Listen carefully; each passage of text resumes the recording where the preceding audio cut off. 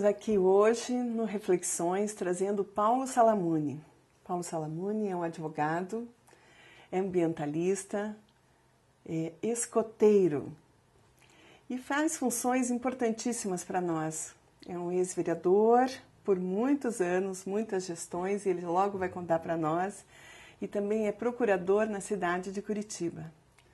Muito obrigada pela tua presença aqui. Eu aqui agradeço, para mim é uma satisfação poder ter essa reflexão, essa conversa franca, democrática, aberta, tranquila. O nosso objetivo é poder conversar, né, mais profundamente e de um modo mais pessoal com cada um que vem aqui. E nós hoje estávamos querendo conversar sobre os jovens. Como é essa relação que você tem com os jovens? Desde quando que isso começa? Olha, começa a partir do momento em que acho que a saída para este país, para o mundo, acho que nós temos 3 saídas, né? Educação, educação e educação. Poxa, então, que maravilha. Então, nós estamos vivendo num mundo em que a tecnologia, as facilidades das redes sociais, elas permitem com que o jovem se aprimore cada vez mais. Nós temos jovens que têm uma facilidade incrível de trabalhar toda essa tecnologia diária de evolução. Então nós também sabemos que às vezes a escola ensina e ensina cada vez mais, porém educa e educa cada vez menos. Sim. Então, esta diferença de você tentar levar essas 2 questões junto, o aprender, o ensinar e o educar, quer dizer, caminhar isto de uma forma harmônica, é que me faz, assim, me fascina este trabalho com os jovens, né? Seja em que cenário for, dentro das escolas, dentro dos movimentos organizados, das organizações não governamentais. E também num país que precisa resgatar, e aí eu invoco esta frase do nosso saudoso e querido ex-secretário de Educação, reverendo presbiteriano, professor Elias Abraão, que ele dizia assim, nós precisamos resgatar a alegria de aprender e o prazer de ensinar. Então, isto talvez falte, esta conjugação, quer dizer, a alegria de aprender, né, de gostar de ir para a aula, de ter um colégio gostoso para ser recebido, independente se é público, se é privado, com condições, com equipamentos, com aquela vontade inequívoca de você estar ali. E o prazer de ensinar dos professores que sejam tratados com dignidade, que tenham os equipamentos necessários, uma remuneração digna, adequada. Então, por tudo isso, acho que para que nós tenhamos esses 3 caminhos, educação, educação e educação, que esse trabalho com o jovem me fascina e deve nos fascinar, porque seguramente é a saída, é onde reside o futuro das pessoas o futuro do nosso país também, né? E a gente até pode levar em conta o seguinte também, se nós, eu sou um pouco assim, um pouco entre aspas, geólogo por osmose. Ah, porque sim, seu pai. Meu pai, saudoso pai, já falecido, sim. Foi um geólogo importante, né? Tinha uma paixão por esta profissão, pela cátedra também. Tem um irmão que é geólogo também, diretor da Faculdade de Geologia da Universidade Federal, e eles sempre me disseram, olha, Paulo, o mundo, como nós concebemos, ele foi criado há bilhões de anos. Bilhões. Né? Esta fotografia desta... 3,8 bilhões. Bilhões de anos. Bom, a vida, a vida, de uma forma geral, lato sensu, talvez uns 4 milhões de anos. Isso. E depois de 2, 3 milhões começa já o início da vida até chegar a talvez 500 mil, 300 mil ao homem. Uhum. Bom, nós estamos falando em 300 mil, milhões e bilhões. Isso. O ser humano que mais vive pode chegar ao quê? Chegar a 100, 110 anos, vamos exagerar aí. Né? Tem alguns casos, né? Isso, raríssimos até, né? Mas o que é 110 anos, ou 100 anos, ou 70 anos, ou 90 anos, diante destes milhares de anos, milhões de anos e bilhões de anos? É um sopro de vida. Talvez um grão de areia. Um milionésimo de segundo. Essa é a nossa passagem por aqui. Então nós não temos o direito de... Primeiro, nós temos que viver entendendo isso, que nós não somos eternos. E tem pessoas que vivem como se fossem viver bilhões de anos, milhões de anos, 150 mil anos, e não. Então é uma passagem muito rápida.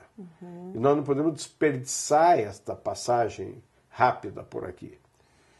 Nós temos que refletir muito, temos que agir com o próximo, sabendo desta rapidez da nossa vida. E aí vem a questão ambiental. Nós não temos o direito... que agir com a natureza lógico, da mesma, nós não podemos, nessa passagem tão rápida aqui, sermos tão egoístas a ponto de querer levar o que foi feito em bilhões de anos, em milhões de anos, em alguns poucos anos. E levar para onde? Eis a questão. Porque se também aprendi assim, que se esse país teve um início geológico, ele provavelmente terá um fim. Né? Agora, cabe a nós, que nos achamos seres inteligentes, seres racionais, nos achamos. Né? Preservar, cuidar dessa espaçonave chamada Terra, para que ela possa continuar navegando com as suas manutenções sem que entre em colapso. E nós chegamos a um tempo que ela está quase colapsando. A máxima da sustentabilidade, ela vai falar sobre a nossa presença hoje e o uso do planeta na medida em que possamos permitir que os jovens do futuro, nossos filhos e netos, também possam suprir suas necessidades. Essa é a máxima da sustentabilidade. É a sustentabilidade. Né? Então, mas então, da onde que surge isso como uma conexão com a natureza? Me parece que a tua passagem pelo escotismo pode ter um quê de... É que o escotismo acaba sendo assim um pouco do extrato disso que nós estamos conversando. Sim, sim. Além da origem com os pais, com o pai e irmão, você tem também essa passagem por uma experiência na natureza. Uma experiência, porque o movimento escoteiro, o ideal dele, ele ajuda o jovem a assumir o seu próprio desenvolvimento. Então, a partir do momento que você exerce essa autonomia com liderança, a própria palavra escoteiro, ela é uma corruptela do scouting, do explorador. Sim. A palavra escoteiro também é designada aquele que caminha à frente, que vai sozinho, caminha determinado, caminha... Então a palavra escoteiro também tem esse sinônimo disto. Então, nesse sentido, esta caminhada do escoteiro é a sua formação integral, para que venha a ser um líder útil na sua comunidade. E esta sua comunidade pode ser a sua família, a comunidade local, pode ser uma cidade, pode ser um país, pode ser o mundo.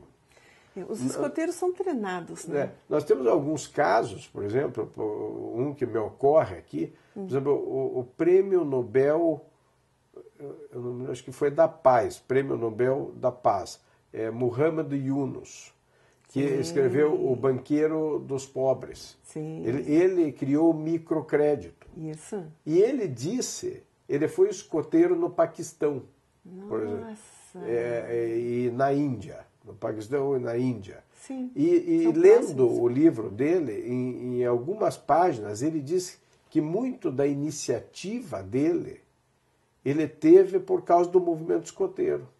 Começou lá. Então veja que o escotismo não é só aquela atividade do acampamento, Quer dizer, você mesmo depois de deixar de ser jovem, criança, jovem, você leva algo de bom e pode criar uma situação dessa, como o Yunus criou, que veio a dar crédito para milhões de pessoas em todo o mundo, principalmente lá na Índia, no Paquistão, naquelas regiões. Você está falando sobre a base da pirâmide, né? Isso, e ele trouxe isso de algumas ideias que ele teve dentro do movimento. Do escotismo. Então, porque nesse sentido... tem que aprender a lidar com dinheiro dentro do escotismo, né? A fazer dinheiro, como é que eu faço dinheiro com a minha equipe? Né? Como é que eu vou acampar? São vários desafios. Como é que eu tenho que prestar conta? Eu tenho que eleger o meu líder? Eu tenho que ter uma função? Eu tenho que saber trabalhar em equipe. Tem que ter participação de todos, tem que dar opiniões. Então, é um exercício, né? Permanente, né? E sempre colocando a questão da transparência, né? O primeiro item da lei escoteira, o escoteiro tem uma só palavra e a honra vale mais que a própria vida. Obviamente que esses ditos são escritos já no século retrasado, né? Então, você traz de uma forma mais branda aqui, né? Nesse sentido. Por exemplo, até a gente brinca dentro do movimento, isso está atualizado já pedagogicamente, mas os pequenos, que eram chamados de lobinhos, diz assim, porque tinha sempre os mais novos obedecem aos mais velhos, né? Então, os lobinhos obedecem sempre aos velhos lobos. Sim. Hoje não é assim. Nós precisamos saber quem é o velho lobo que está com ele. É bem intencionado, é mal intencionado. Então ele tem que estar preparado para poder ter sua personalidade própria, né? Obviamente que dentro de uma disciplina natural. Então o escotismo realmente é uma grande escola de vida e para mim foi uma paixão. Você foi coordenador, né? Eu participei em todos vários níveis. Eu fui escoteiro desde 74 como escoteiro.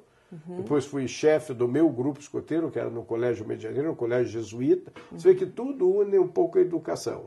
A própria questão jesuíta, os jesuítas são muito assim, dedicados, debruçados à questão da educação. Sim. A educação jesuíta é impressionante, uma educação com filosofia, com arejada. E também com autonomia. Com autonomia. Né? Também com autonomia. Então, essa é a Companhia de Jesus.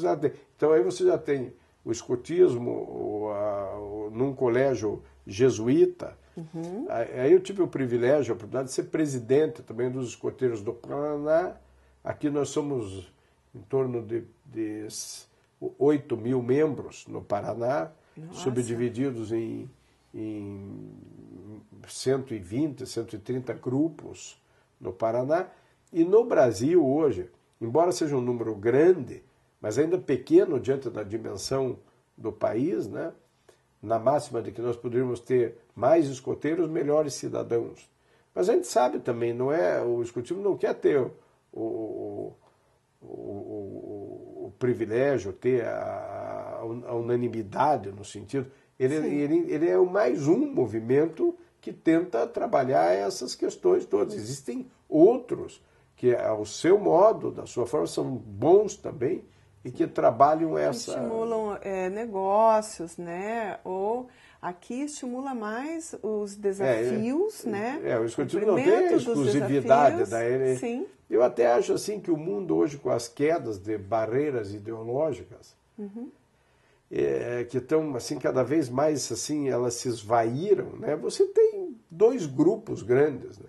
Os que querem construir e os que querem destruir, né? Então resta saber que lado você quer se somar. Tem aqueles que querem destruir a natureza, aqueles que querem destruir o ser humano. Autocentrados, né? Pois é. Então, aí o tráfico de droga. Então, é uma situação... um eu leva vantagem, né? E usando no outro grupo você traz colaboração, você traz trabalho de grupo, força. Exatamente. E você tem vários grupos Sim. que podem vir somar, essa palavra bem empregada, né? Nesse grupo do bem, no exército do bem. Eu não quero ser maniqueísta, falar em bem e mal, mas é um pouco isso, entende? Eu anotei assim que o escotismo existe desde 1907, né? Como um movimento mundial. Ele acontece em diversos países. Diversos países. E mais amplo que a ONU. Em né? número ele de países. Em número de países mais amplo. Não, e ele sempre foi um movimento mundial. Então, hoje, com a facilidade das redes mundiais, Sim. quer dizer, virou uma febre. Você está em contato direto com escoteiros de todo o mundo, né? As mídias sociais favoreceram o contato. Porque né? porque existe o que é chamada a grande fraternidade mundial dos escoteiros. Sim. Eu tive um exemplo uma vez, acho que foi, eu não me lembro, pode ter sido isso na década de 80, 90, um jamboree. Jamboree são acampamentos Sim. grandes, assim. Tem os acampamentos menores, de grupo, de patrulha, explorações, mas tem os grandes acampamentos. E num deles, acho que foi pan-americano, a Argentina estava prestes a entrar em guerra com o Chile pelo canal de Beagle, né, as ilhas. Sim. E depois teve também a mesma situação entre os argentinos e os ingleses. Ingleses com a Ilha das Malvinas. E houve um grande fogo de conselho, assim, que são peças, esquetes, teatro e tal, músicas, canções, danças, ao redor da fogueira, como se fosse um grande luau. Né? Sim. E aí os escoteiros da Argentina e do Chile fizeram uma cadeia da fraternidade dizendo que independente, aí trocaram os lenços que o escoteiro, que independente do que os seus líderes fossem tomar a decisão, que eles jamais se separariam como escoteiros, né? Que até poderia ser de acontecer de alguém ter que ser obrigado a ir guerrear contra o outro. E aí, neste diapasão, só para ter uma ideia de coisas assim que são muito simbólicas, quando houve a Guerra das Malvinas, quer dizer, como toda guerra irracional, incompreensível, sem sentido nenhum, e aquela muito mais, para manter poderes, Sim. né? Brincar de war, para poder manter certos poderes.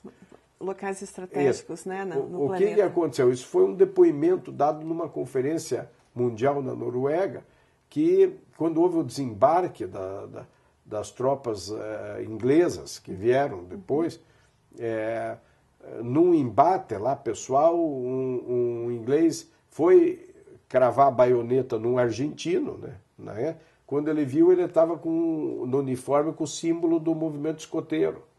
O símbolo. Ele viu aquilo, cravou a baioneta do lado, puxou o cara, segurou, fez ele refém de guerra e depois sobreviveu, depois que acabou a guerra. Sim. Né? E eles deram esse depoimento, salvou. Assim, quer dizer, são simbologismos que marcam muito, assim.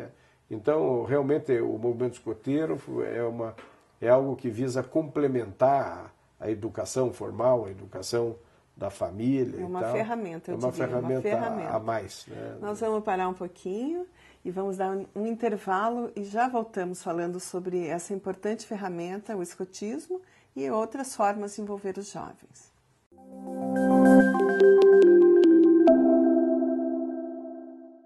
Então, voltamos falando com Paulo Salamone, e onde estávamos construindo quais são as ferramentas que se tem na educação para a construção de um jovem que vai cuidar do nosso futuro. E aí, do escotismo, eu traria uma questão de cidadania e de liderança. Foi por aí que você pensou em ser político? Sim, porque é interessante, porque o próprio movimento escoteiro, os chefes, os dirigentes dizem, não, você tem que ser um líder útil na tua comunidade. Eu adorei então, isso. Você acaba, no lugar onde você está, acaba tentando participar de uma forma positiva. E aí vem... Vem uma observação do ambiente, o que é necessário aqui, como que você eu vai posso construindo, ajudar. porque eu me lembro assim, do movimento escoteiro, eu sempre fui o meu representante de turma e fui orador da minha turma de 2º grau no colégio. Depois fui para a universidade, para a faculdade de Direito. Sim. Você teve uma liderança ali também, por conta disso, sendo representante da turma nos 5 anos. e fui o orador eleito da formatura. Sim. Participei da política estudantil. É todo um processo que vem. E que nós temos que incentivar as pessoas a participarem disso. Né? Da política, ela não precisa ser necessariamente a política partidária. Sim. Porque o homem, a mulher, a pessoa são seres eminentemente políticos. Você faz política dentro de casa, né? Com a mãe para convencer o filho, com o pai para convencer a mãe. Quando tem uma reivindicação, então, a gente se junta com os irmãos, vamos pedir. Isto, ou no teu local de trabalho, ou na tua escola. Então, esta boa política o que, é um exercício, né? Permanente. E o que nós temos que evitar, foi muito usado, eu sou apolítico. Não existe ninguém apolítico. Né? O que talvez as pessoas queiram dizer, não, eu não tenho uma ideologia definida, eu não tenho um partido. Até isso é uma decisão política da pessoa. Sim. Ela toma a decisão de não ter uma ideologia ou um partido, enfim. Mas todos são políticos, né, em algum momento. Pelo que você está contando, então, nessa formação de carreira, muito a gente tem que negociar, dialogar, né, permitir que os outros participem, ouvir. Então, esse é um exercício que permanente. Deveria ser natural para todos, mas foi dentro disso que você acabou sendo um vereador. Pois é, acabei representando a nossa cidade, assim, representando a comunidade. Com muito orgulho, com muita responsabilidade. Você tem um mandato popular. Veja o tamanho da tua responsabilidade. Sim, sim. Tipo assim, a que senhor, entre aspas, a que senhor eu sirvo aqui? Eu queria comentar contigo que eu faço parte do setorial de consumo sustentável, que ainda é uma iniciativa, né? E que ainda não está mesmo na forma de lei, mas a aspiração é que a gente possa discutir a sustentabilidade e o aspecto de consumo na cidade. Então, várias das iniciativas que você o momento anterior tem sido objeto de conscientização da população e traz para Curitiba essa visão de uma cidade mais ecológica, né?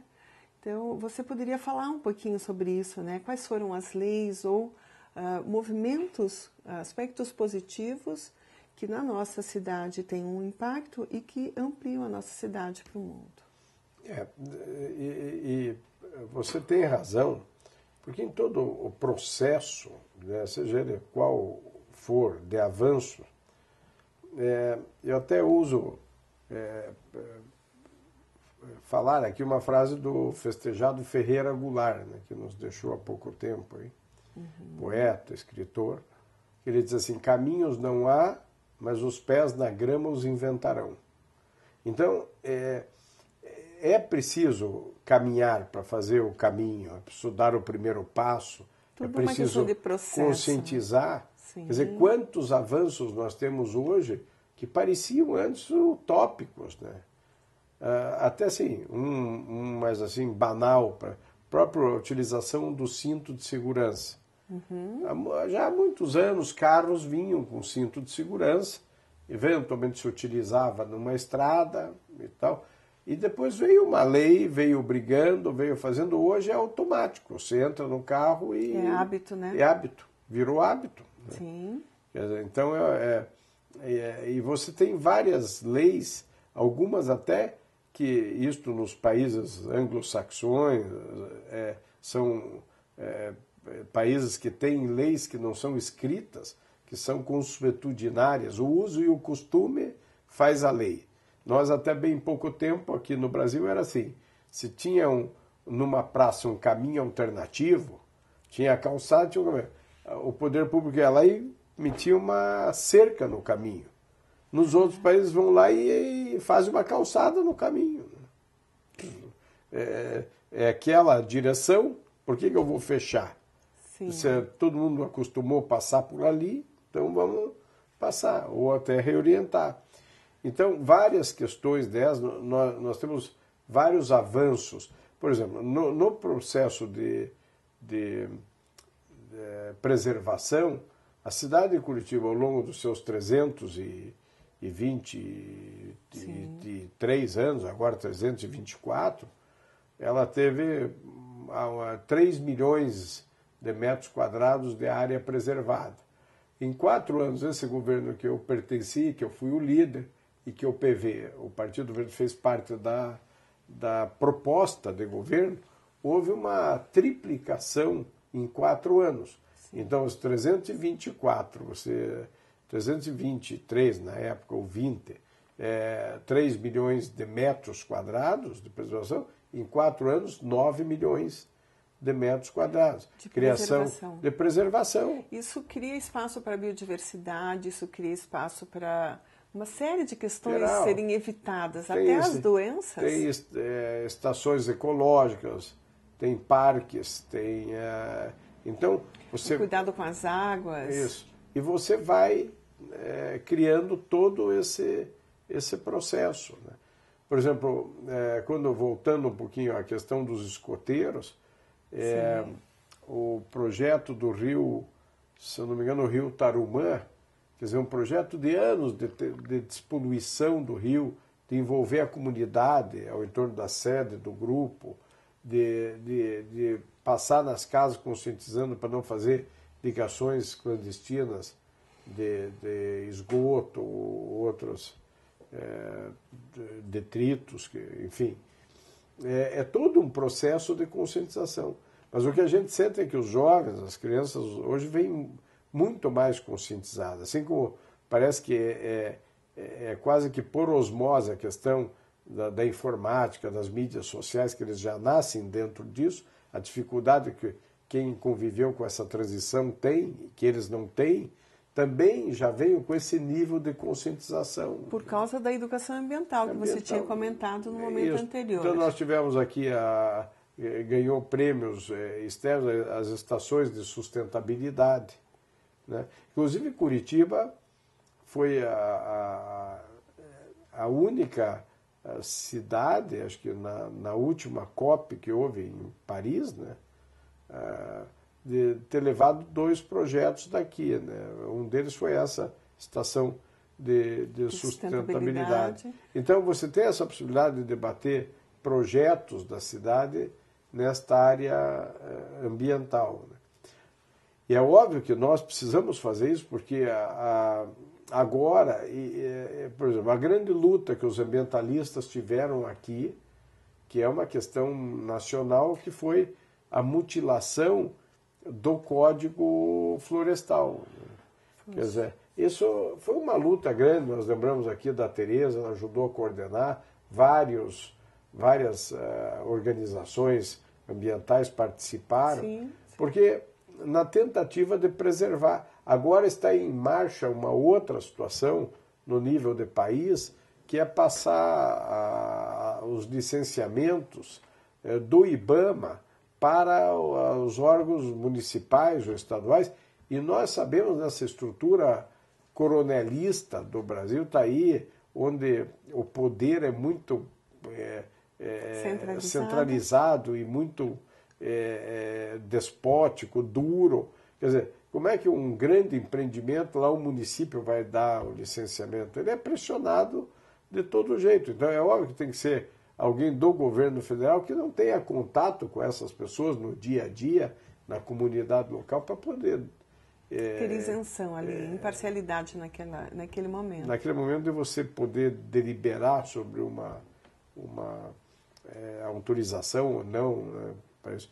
Então, nesse aspecto, muito. A própria questão da Mata Atlântica, aqui os números todos, né, o quanto que... E com tudo isso, e agora de novo, quer dizer, voltou a ter problema no desmatamento da Amazônia.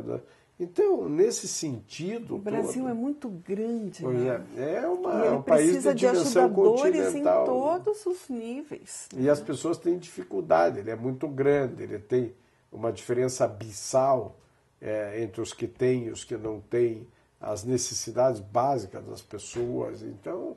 é uma luta permanente nossa de tentar...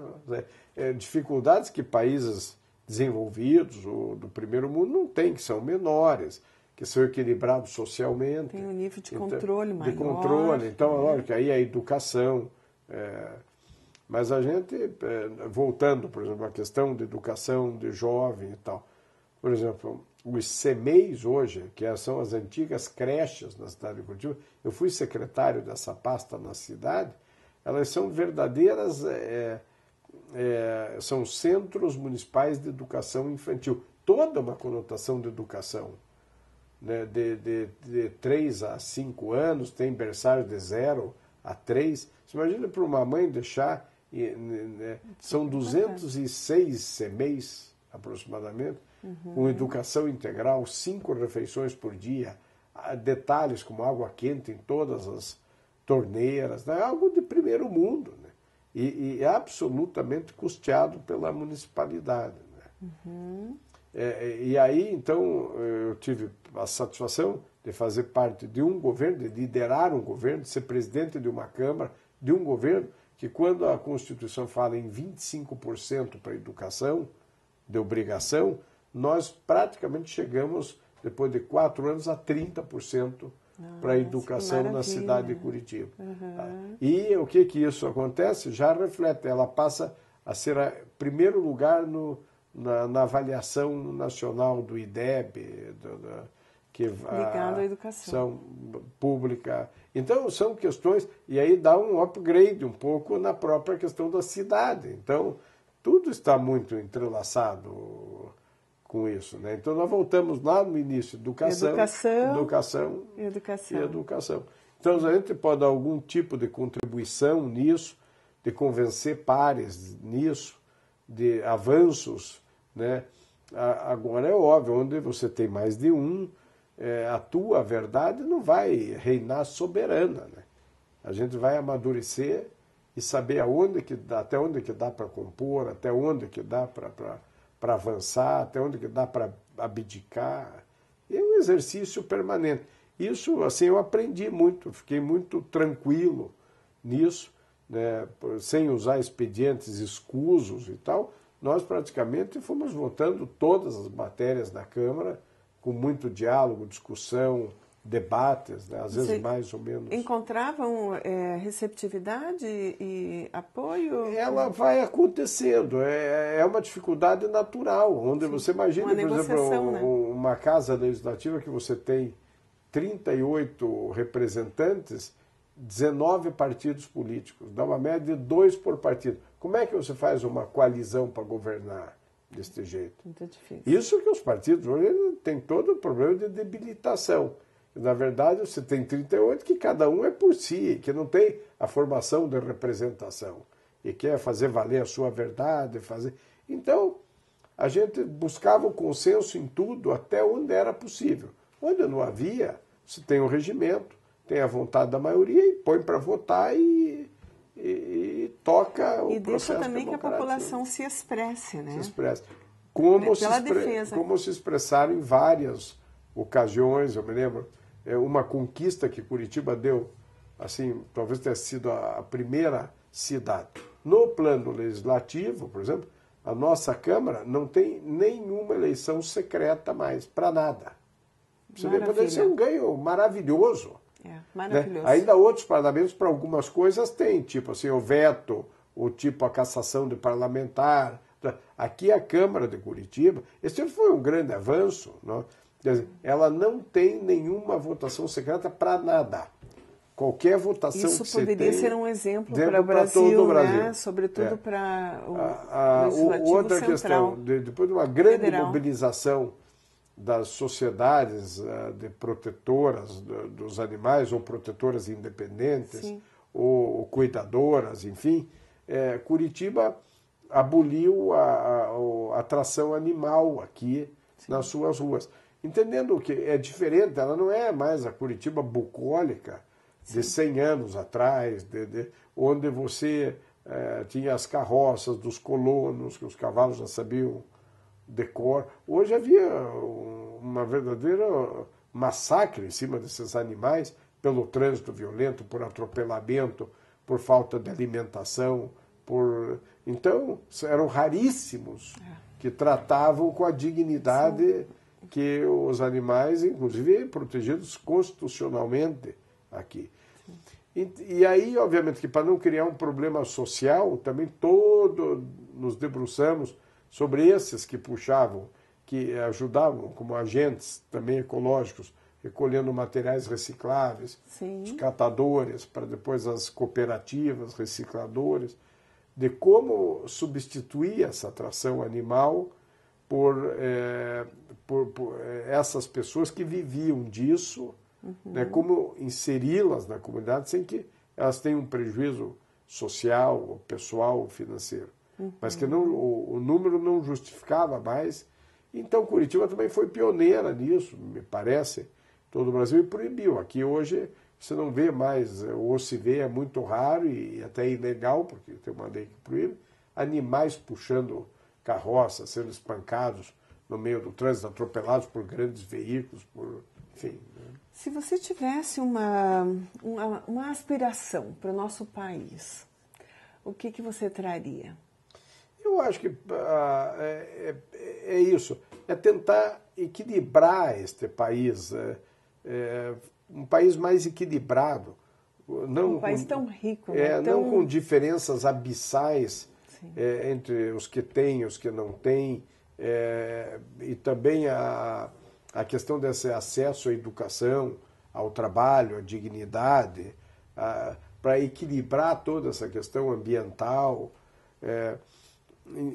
e também assim muita transparência, né? Porque é um país que ele está sofrendo com a questão da corrupção. O velho doutor Ulisses Guimarães dizia: a corrupção é o cupim da República, né?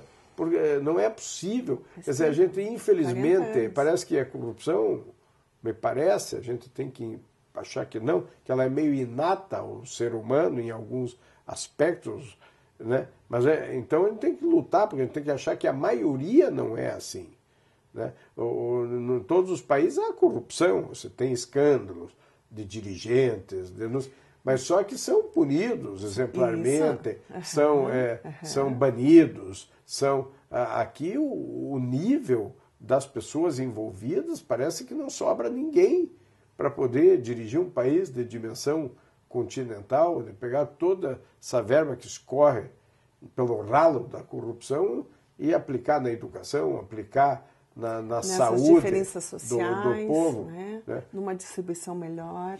Então, estas é uma questão social, porque do social você vai conseguindo chamar os outros. Mas a gente vê que já teve alguns avanços, assim, mesmo também, voltando para a questão ambiental. Hoje, eu vi uma cena, outro dia, na frente do Hospital de Clínicas, aqui, tem uma criança que começou a chorar dentro do carro, e eu não estava entendendo por quê, estava com o pai. Depois alguém me falou, assim, que o pai jogou o cigarro na rua, assim, não estava parado o carro no estacionamento. E a criança não admitiu que o pai tivesse jogado, até o pai pegar o cigarro e jogar. Você imagina isso, quer dizer, isso vem lá da escola. Eu estou trazendo aqui um detalhe, uma coisa simbólica, né? Metafórica aqui, mas Você tem esperança no jovem? Então, eu acho que eu tenho. Eu sinto assim que essa geração que vem vindo já está aí mesmo. Essa nova... Lógico, nós não podemos ter um ditado árabe que diz assim que o muito é irmão do menos. Nem muito, nem menos, né? Temos que cuidar. Mas essa geração, por exemplo, de juízes, de promotores, já não vem mais com aquela mentalidade de opressão, de domínio, de castas, de coisas. Então, lógico, pode ter ali algum exagero, alguma coisa, mas estão resistindo a isso. E a minha esperança é que tudo isso que nós conversamos aqui, quer dizer, formate o caráter dessas pessoas, tenham dignidade no trabalho, não precisam ser nenhum superstar, nenhum... Né, a gente imagina assim, o homem e a mulher integral. O que nós queremos oferecer? Sim. Né?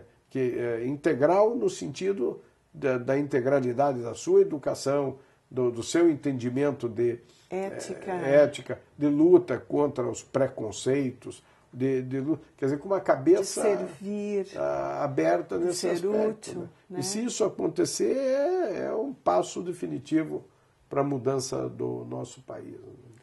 Muito obrigada pela tua presença aqui conosco, eu que agradeço, por essa né, explanação essa toda. boa, né? Deu para que nós pudéssemos perceber melhor, né, como que a nossa cidade tem sido amparada, né?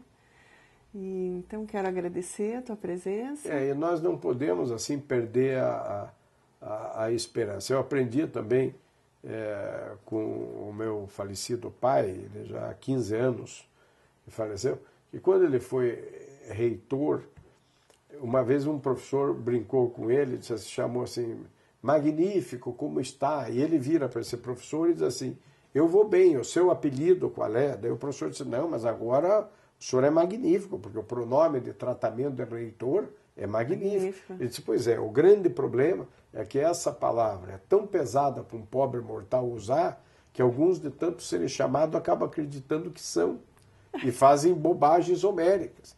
Daí eu estava junto com ele, né, meio assim no sentido de, lembre-se sempre assim, coloque toda a espécie de poder abaixo dos teus pés, porque na medida em que ele cresce, ele te eleva como ser humano. Se você não acabar permitindo que ele suba a tua cabeça, nós somos tão frágeis, tão falíveis, tão cheios de defeitos, que corremos o risco de sermos esmagados por esse poder. Quantos aqui na atual conjuntura do Brasil que vieram de tantas lutas, com tantas bandeiras na área ambiental, na área social, e que atingiram o poder, se deixaram envolver por ele e foram esmagados por eles. Está aqui, né? O mais, parece uma coisa sem fim. Quer dizer, hoje esses milionários aí envolvidos, alguns presos, a família passando por todo tipo até de julgamento social, precisa isso, quer dizer, precisava tudo isso, já não tinha o suficiente, e não parava, até a hora que esse carro desandou no precipício, né? É aquela fala que a gente falou um pouquinho antes, né? Vai levar aonde? Pois é, e aí nesse sentido, se as pessoas não têm esse sentido um pouco de humildade e de entendimento coletivo, aquele ter poder, dá no que dá. Quer dizer, será que a gente não pode? Eu estou tentando dar um exemplo. Fui prefeito interino da cidade de Curitiba, fui presidente do Legislativo, disputei uma eleição como vice-prefeito, perdemos a eleição, volto para a minha carreira, para minha... Eu não vou ficar vivendo daquilo que eu amealhei lá dentro, não. Quer dizer, as pessoas já não podem servir e voltar para as suas... Não, mas parece que é um caminho sem volta. Quero ter mais poder, mais... Enfim, eu acho que... Por isso que eu confio muito aí na juventude, na transparência, sim, nesse sentido de mudar um pouco a face deste país e do mundo, né, nesta forma. Muito obrigada pela tua mensagem, muito obrigada por tudo isso. Imagine, eu que agradeço, a conversa agradável, agradecer a você também. E nós acabamos o nosso programa com essas reflexões todas sobre Curitiba, a maneira de Curitiba ser, né, o nosso meio ambiente. E aguardamos muitas coisas mais que vêm por aí. Obrigada.